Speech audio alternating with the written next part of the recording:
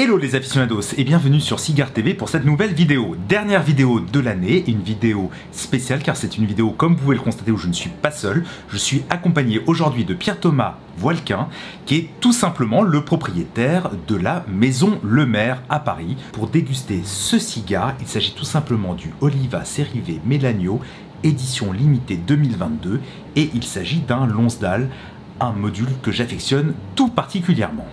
Et bonjour à tous. Alors, il s'agit d'un cigare avec une cape de l'Équateur et tout le reste est 100% nicaraguayen. Alors je sais pas, toi t'as quoi comme arôme accru là, au niveau du nez? Un peu de cuir. Je trouve que t'as un côté animal, t'as un côté hyper franc, hyper... C'est très présent. Ouais. Ça présage une bonne dégustation. Et comme toujours, le pied du cigare est protégé justement par cette petite bandelette rouge qui indique aussi l'année du cigare, donc là en l'occurrence 2022, car il s'agit du cigare en édition limitée 2022.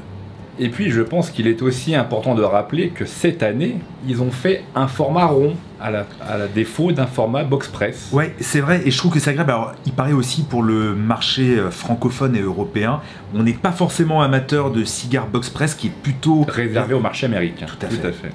Alors, c'est un cigare qui coûte d'ailleurs 22 € en France actuellement.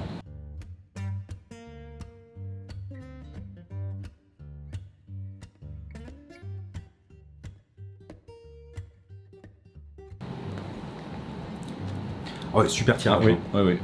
Vraiment très bon tirage. Toujours un côté un petit peu terreux. Ouais. Donc assez intéressant. Un tout petit peu d'épices, mais c'est assez léger. Oui, c'est pas... Ouais. Oui. On va voir à l'allumage maintenant.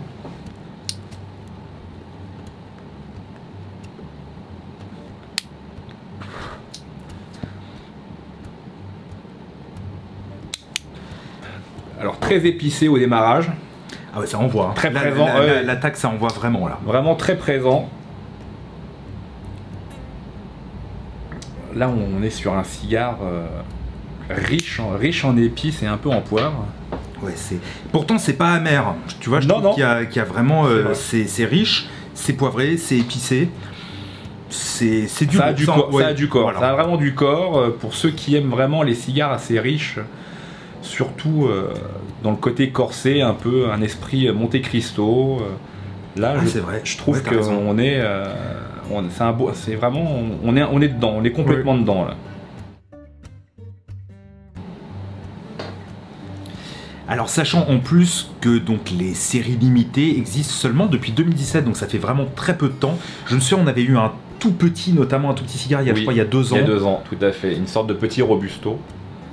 Et là, bon, moi ce que je trouve génial, c'est qu'on a un module que j'aime beaucoup, et là Oliva le sort parce qu'il y a la mode des Lancero, eux-mêmes ont un Lancero normal, sérivé, voilà, en sérivé qui est incroyable, et là de sortir un Lonsdal Melanio en 2022 série limitée, je trouve que c'était assez osé parce qu'on est toujours quand même sur un module qui n'est pas le module à la mode actuellement. Oui, mais alors il faut quand même savoir que maintenant les gens reviennent au Lancero, Panatella.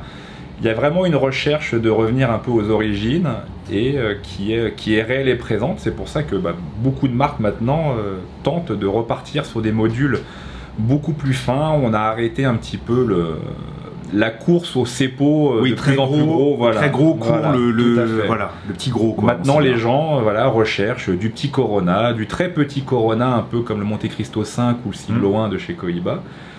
Et il y a une vraie volonté, je pense, de revenir un peu aux origines.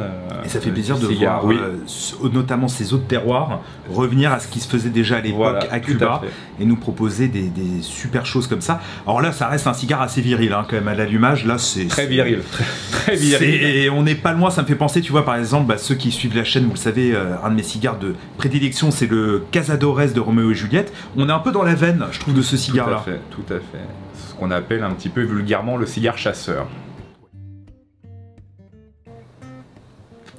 Alors là, ce qui est intéressant, et d'ailleurs on le constate tous les deux, c'est que le cigare est en train de s'arrondir. En fait, on est quoi? On est à peine, on vient de terminer peut-être le premier tiers et on arrive au début du second. Et le cigare devient beaucoup plus rond. Tout à fait. Je sais pas pour toi, mais en tout cas, j'ai moins de poivre. Il est moins agressif. Ouais. Il est beaucoup moins agressif qu'au démarrage. Il est en train de s'arrondir, comme tu dis. Il devient de plus en plus agréable à fumer. Oui, parce qu'au début, le côté un peu agressif pouvait laisser... Peut dérouter un petit peu, mais il faut lui laisser le temps, à mon avis, de bien démarrer sur le premier tiers et de le laisser arriver lentement au second tiers. Où pour le coup, il s'agit grandement. Oui, on a toujours ce petit poivre, là, je trouve, en fond de bouche. Ah ouais, qui est agréable, qui est agréable.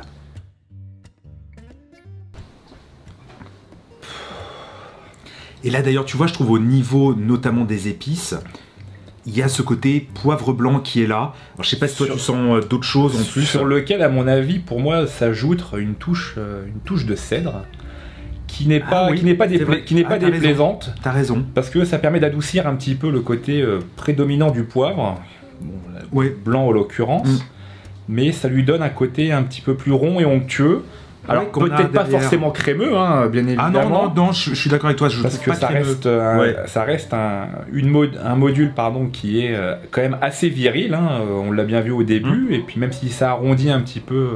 et même si, comme je disais à l'époque, le cigare n'est pas quelque chose uniquement masculin, quand on dit viril, on veut dire voilà, c'est quelque chose d'assez puissant. Tout à fait. Qui rappellera vraiment certains cigares cubains. Peut-être un petit côté Partagas aussi. Le fait d'un démarrage un petit peu présent, un petit peu puissant. Après, tu vois, je trouve que c'est pas écrasant en bouche, il y a une jolie longueur, mais ça vient tapisser tranquillement le palais. C'est pas asséchant, mais en tout cas, je trouve pas trop asséchant. Non, tout à fait. D'ailleurs, j'en profite de cette vidéo, de ce format qui change de l'ordinaire. Si vous appréciez justement ces dégustations croisées, ces dégustations où on échange, n'hésitez pas à laisser un commentaire. Alors là, ce qui est amusant, c'est, je trouve, alors je sais pas pour toi, mais qu'on a, au niveau de la puissance, ça évolue pas tellement, finalement. On reste sur ce truc qui est un cigare, comme on disait déjà avant, assez velu, assez puissant. Alors après, c'est pas non plus un cigare, je trouve, hyper écrasant, hein. Ça assomme pas. Pas du tout. Il est quand même plaisant parce qu'il y a quand même de la puissance en bouche. Faut vraiment le mentionner, puisque l'évolution, par contre, c'est un peu arrêté, je trouve. Il y a un côté linéaire sur le second tiers, donc on est monté quand même très en puissance au premier tiers. Le second tiers a une tendance à un petit peu devenir... ça s'est arrondi et ça stagne, quoi. Tout à fait, ça stagne. Bon, on verra au troisième tiers ce que ça va donner, puisque là on va arriver bientôt à la bague, je pense. Tout à fait. En tout cas, il faut noter cette cendre blanche qui est toujours... comment dirais-je, toujours assez agréable à la vue. Signe aussi d'une belle sélection de tabac, bien évidemment. Ils prennent que les meilleurs sur le Melanio. Tout à fait. Là, ils font pas l'économie, en tout cas sur les tabacs utilisés. C'est vraiment ce qui se fait de mieux dans les fabriques et dans les champs de chez Oliva. Tout à fait. Quand ils ont leur propre champ, leur propre parcelle en fait de tabac, ça fait un peu penser à Arturo Fuente qui a pour les Opus X leur propre, leur propre parcelle. Là, pour Oliva, pour ces séries Melanio qu'on a un peu tous les ans, c'est un peu le même principe. Et c'est vraiment très agréable. Il est pas prenant en fait. Non, c'est pas prenant. Il est vraiment agréable en bouche. Il y a toujours un petit peu ce côté épicé en fond de bouche. De poivre. Voilà, tout à fait. Qui est vraiment agréable. Bon, on va voir comment ça évolue sur le dernier tiers. Bon, là, on arrive quasiment maintenant à la fin de cette dégustation. J'ai trouvé que le cigare finalement n'a pas énormément évolué sur la puissance, je sais pas pour toi, mais on est resté toujours sur la même trame depuis ce début du deuxième tiers.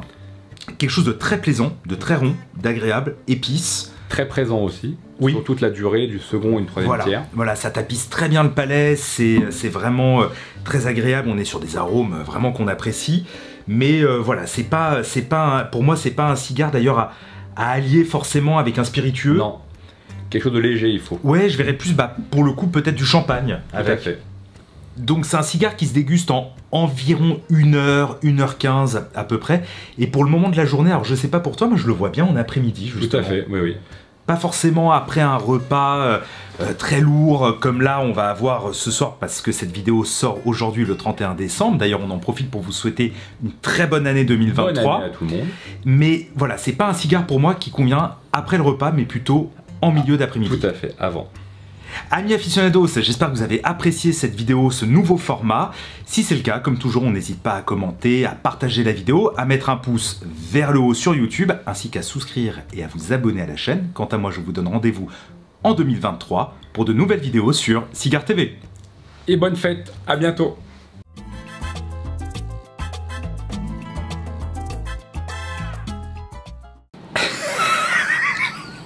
Ah, ça va être beau. Ah bah oui, ça va être beau. C'est parti. On reprend. 1, 2, 3.